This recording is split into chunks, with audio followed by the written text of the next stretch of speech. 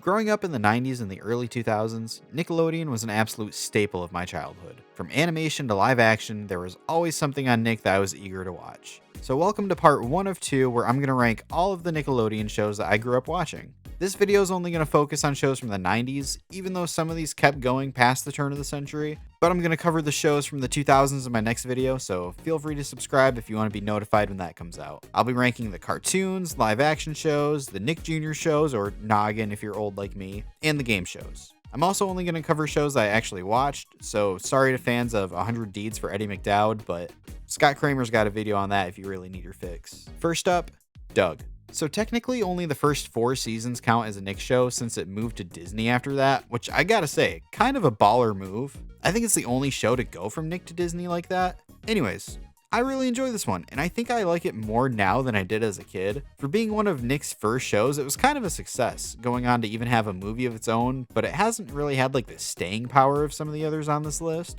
But the show is funny and heartwarming. The animation is pretty unique, having a good sense of its own style throughout the series. You know, this is a show where you take one look at it and you go, oh yeah, the 90s. And honestly, it's pretty relatable too, with every episode having its own moral or point that it's trying to convey, while not being too outlandish and zany, and when it is, it still feels pretty grounded somehow. Also, the theme song is so good. I wasn't super crazy about this one as a kid, you know, just watching it when it was the only thing on, but looking back at it, it's a pretty good show. I think I'd say B tier for this. Rugrats. I absolutely loved Rugrats as a kid. This show does such a fantastic job at catching a baby and toddler's perspective on life. You know, at least I think it does. I'm neither of those things anymore, but I used to be. But this show is just so imaginative and creative.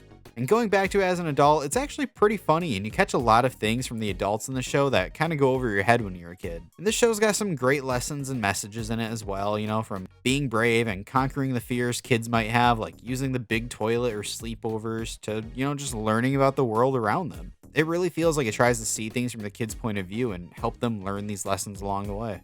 All of the characters in the show are great in their own ways, you know, with Angelica being a goat antagonist, while not being like a straight up villain or anything, but usually spending the episodes messing with the babies.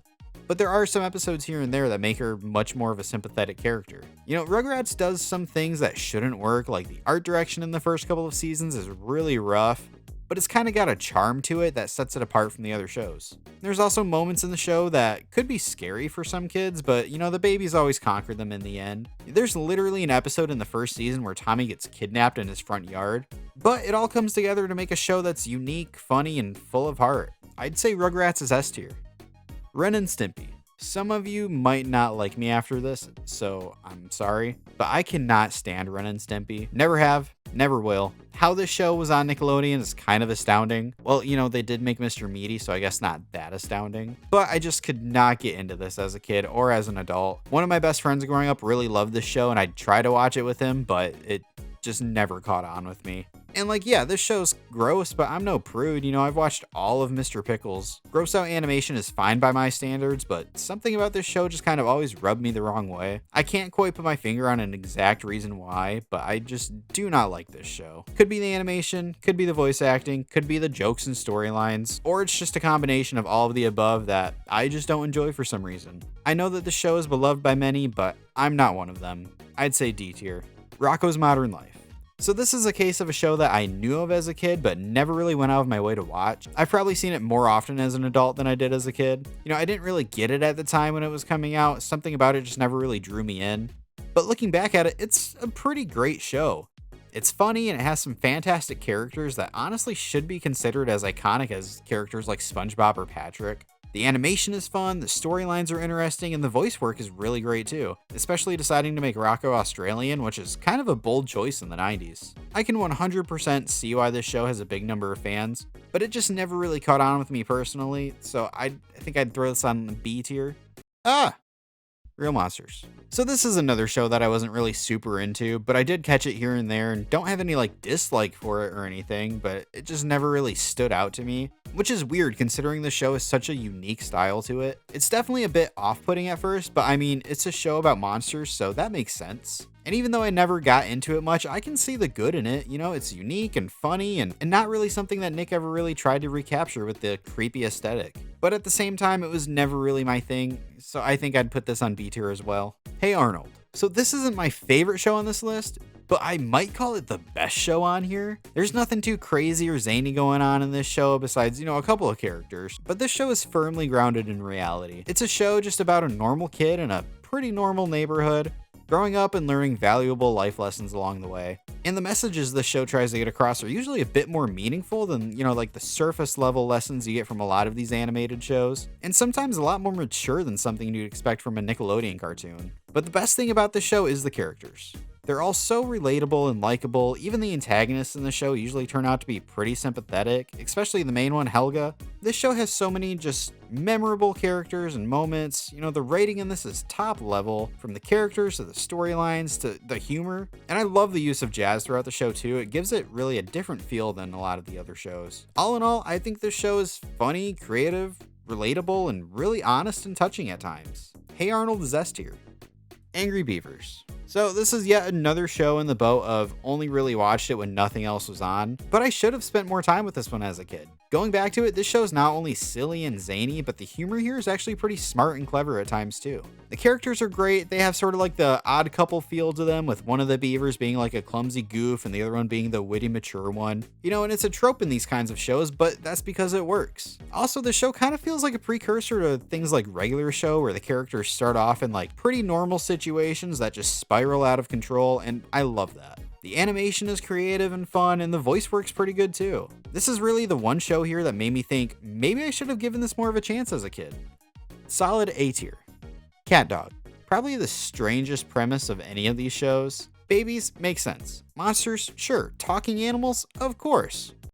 What about a cat and a dog who are conjoined at the waist? Run it. As a kid, I did really enjoy this one though. It's not one that I'm ever really like clamoring to revisit, but I definitely watched it quite a bit when it was airing. I even remember when the TV movie came out where they found their parents. It was a huge moment in my 5-year-old life. This show was definitely one of the strangest things on television at the time, but it just worked. This show's funny and the characters are great. I don't think I'd call it S tier, but I'm definitely comfortable throwing it on A. Wild Thornberries. So this show is cute. It's memorable.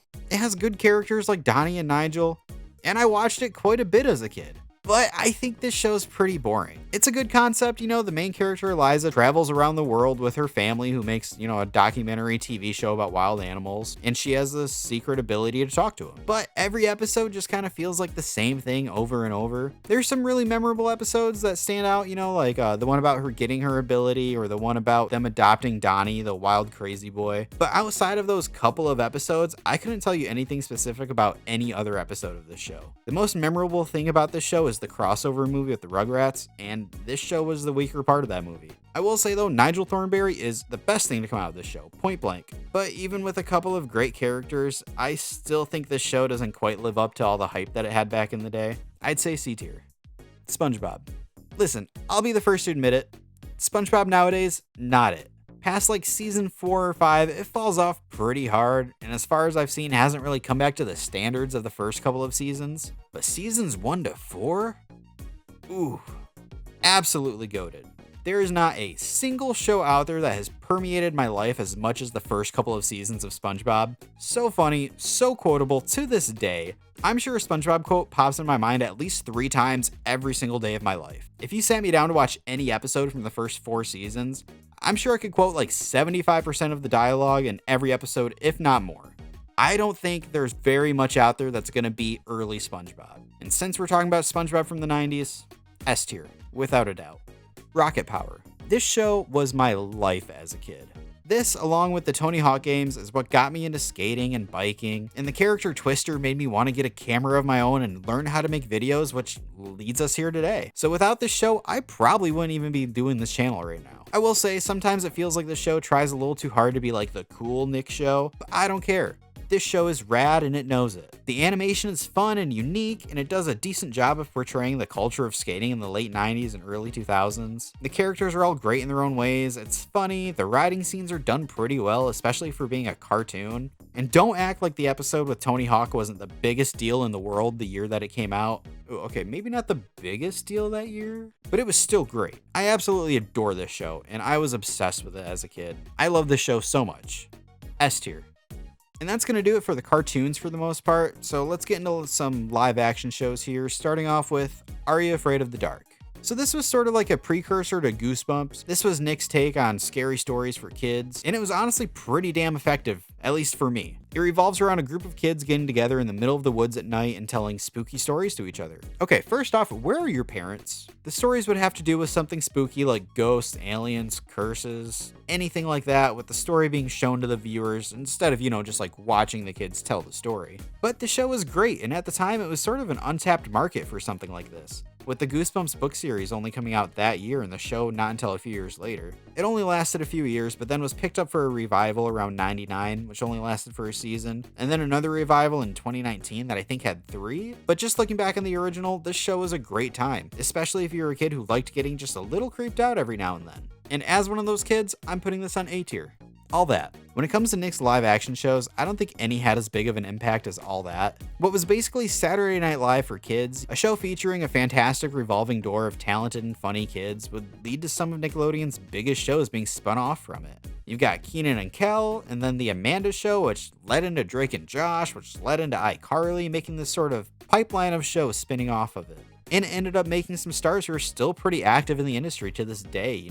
30 years later, you've got Kenan Thompson, Nick Cannon, even Gabriel Iglesias. The format of the show was always generally the same. You got the cold open, a bunch of sketches, and then a musical guest. And for being a sketch show aimed at kids, it had some genuinely funny moments, with some standouts being Good Burger, which would of course spin off into its own movie, The Vital Information, which was like their take on Weekend Update, and of course Keenan's Pierre Escargot, perhaps his best work to date, outside of Mighty Ducks. This show was great as a kid, and as someone who has always loved sketch comedy, this along with The Amanda Show probably helped shape that part of me. I do think that even though this show has some great moments, it's got plenty of forgettable sketches and actors too, so I don't see it as an S tier, but it's a solid A. Keenan and Kell. The first spinoff from All That focused on the show's first breakout stars, Keenan Thompson and Kell Mitchell, and they were such a fantastic choice to make a show around. They play off of each other so damn well, with Keenan being the one always coming up with schemes and them being foiled by Kell being Kell. The pairing of these two and their dynamic together is just fantastic, and they're absolutely hilarious together. This show's a comedy through and through, and while it would occasionally touch on some more mature topics, it never really took away from the zaniness of the show, and I respect that. I do think Nickelodeon did the same thing a bit better a few years later with Drake and Josh, but Keenan and Kell was great, and it deserves a rewatch if you haven't seen it in a while. Not to mention it helped give us Good Burger, which is like a top 10 movie for me, A tier. The Amanda Show. This might be controversial, might not, but I think All That walked so The Amanda Show could run. Although it was a spinoff of All That, The Amanda Show is genuinely one of my favorite things to watch as a kid, and I find it so much more nostalgic and memorable than its predecessor. It had a similar premise, a live monologue to start the show, leading into a bunch of sketches, but man, those sketches were so great and memorable. You've got Judge Trudy, Totally Kyle, Block Blister, The Girls Room, Hillbilly Moments, Tony Pajamas for crying out loud. Just so many funny bits that have lived in my head for the last 20 something years. This is one of those shows that really shape you as a kid, for better or worse. Personally, this is S tier. And that's most of the live action shows that I watched from the 90s, with Nick really going harder on that stuff in the later years. But on the opposite end of the spectrum, we've got the Nick Jr. or Noggin shows. I didn't really start watching Nick until I was a little older, so I only really caught a couple of these. So let's start with the weirdest one, Gulla Island.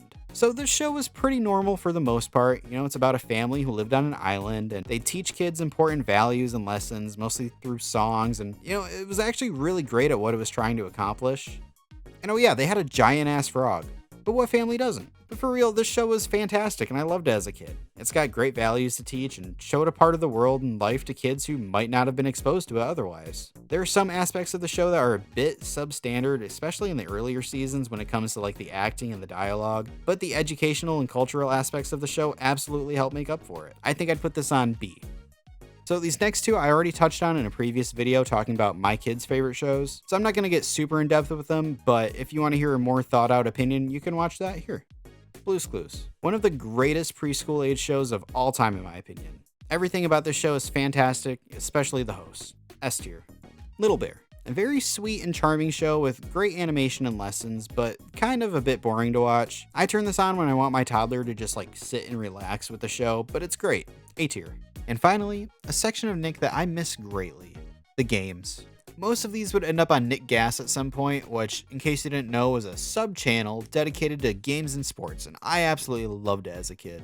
I grew up watching Game Show Network reruns at my grandma's house, and I still love game shows to this day. You can catch me watching Game Changer or Make Some Noise most nights, so having game shows made just for kids was right up my alley. And the first one we're going to cover is Double Dare. So there are a few different iterations of this, like there's Family Double Dare and Super Sloppy Double Dare, and then there's the revivals in 2000 and 2019. But we're just going to talk about good old-fashioned Double Dare. The premise was fairly simple. It's a trivia-based show where two teams of two kids would answer questions. If they get it right, they get money. And if they don't, they can dare the other team to answer it for double the money, or that team can double dare the original team back for quadruple the money. However, if they don't want to answer the question on a double dare, they can try a physical challenge instead. These usually consist of doing something really messy like filling up a container with slime or catching pies in your pants. You know, game show stuff. At the end of the show, the teams both get the prize money that they earned, but the winning team gets to compete in the obstacle course. And man, as a kid, I was dying to get on this thing. It usually consists of like a giant hamster wheel or like a giant nose you have to pick to find a flag. But of course, the creme de la creme, the Sunday slide. Now, in case you don't know, the Sunday slide was a slide covered in chocolate, leading to a pool that was filled with ice cream. And my dream in life is to someday have a Sunday slide in my house. Not at my house, like in my backyard. I want this in my living room. Each obstacle that they completed added a new prize to your cash sum, you know, stuff like toys and electronics. But if you beat all of it, you get the grand prize, which was usually something awesome like a vacation or space camp. And honestly, this show was just such a blast to watch as a kid, and I was so jealous of the kids that got to do it. It's not educational, it's not trying to teach any lessons, it's just straight up good old-fashioned fun. And that's something every kid needs. I do think there are some other game shows on this list that I liked a little more than this, but this is a classic and it's a fun time. I'd say A tier.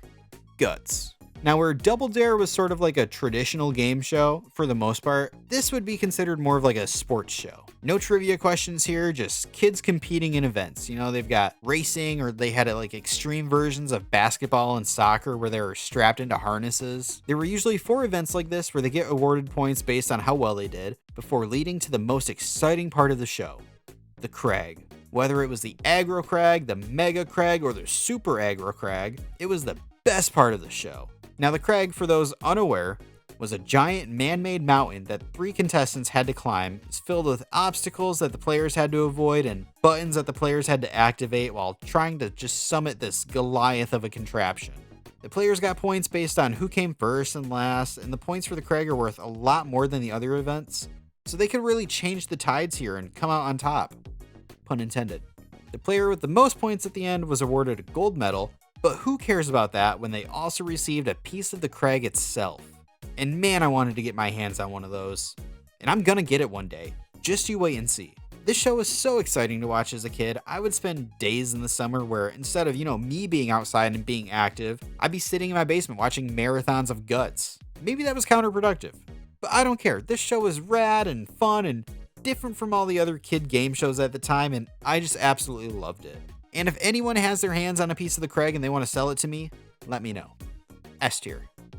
Figure it out. This one was a lot of fun. The show consisted of a contestant coming on who had some type of talent, and I use that word loosely. Sometimes it was like playing an instrument or singing, or a cool fact about them, and sometimes it was hanging lizards on your tongue. Poor lizard. Anyways, there would be a panel of 4 people, usually stars from other Nickelodeon shows like All That or The Amanda Show, and they would ask yes or no questions each round to try to figure out what this kid's talent was. They'd also get hints in the form of physical objects to help them try to guess, and if they got a word right, it would be uncovered on this big game board. Each round, the contestant's talent wasn't guessed, they'd win a prize, and at the end of the show, they display their talents for the audience and the panel. They'd also sometimes have guest panelists on, they had Steve from Blue's Clues, Richard Simmons, Colin from Whose Line Is It Anyway, and even at one point, Cat Dog and lovely 90's CGI. But man, I loved this show as a kid, and while it wasn't my favorite of the game shows, it was really creative and I enjoyed it. I think I'd say a solid A tier. Legends of the Hidden Temple. This was probably the strangest game show, but I think it was also one of the best. It was a mostly physical competition, sort of like Guts, but it had just such a great aesthetic, looking to be like a Mayan temple, and the show was co-hosted by a giant animatronic head called Olmec. Most episodes were based around certain artifacts from history and legends. You had like the wings of Icarus or Benjamin Franklin's key. The game starts with 6 teams of 2, each represented by a color and an animal, like the red jaguars or the green monkeys. They'd compete in different games, like crossing a moat, which was just a pool. And then there was usually a trivia section called the Steps of Knowledge. And at each of these, the teams would be eliminated until it was down to just 2, who would then compete in the Temple games. These were more physical challenges where the winners would get these things called the Pendants of Life. And these are what would let them enter the final phase, the Temple Run.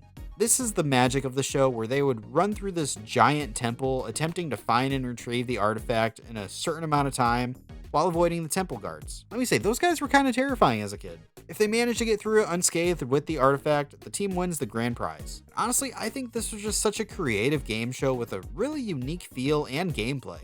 I love this one, and it's still pretty fun to watch now. They ended up reviving the show a few years back with, I think, adults only, which is a little weird. And they even made a TV movie out of the premise, but I haven't gotten around to watching that. But the original show itself, chef's kiss. This is what a kid's game show should be like. Fun, creative, and exciting. S tier. And there you have it, my ranking of all the Nick shows from the 90s that I watched. If I'm missing a show that you loved, it probably just means I didn't really watch it, but let me know what shows from this era were your favorites. My next video is going to cover shows from the 2000s, and let me say, they were on a roll then, so there's like double the amount of shows. So feel free to subscribe to get notified when that comes out. And as always, let me know if there's anything you want to see me rank down the road. Thanks for watching.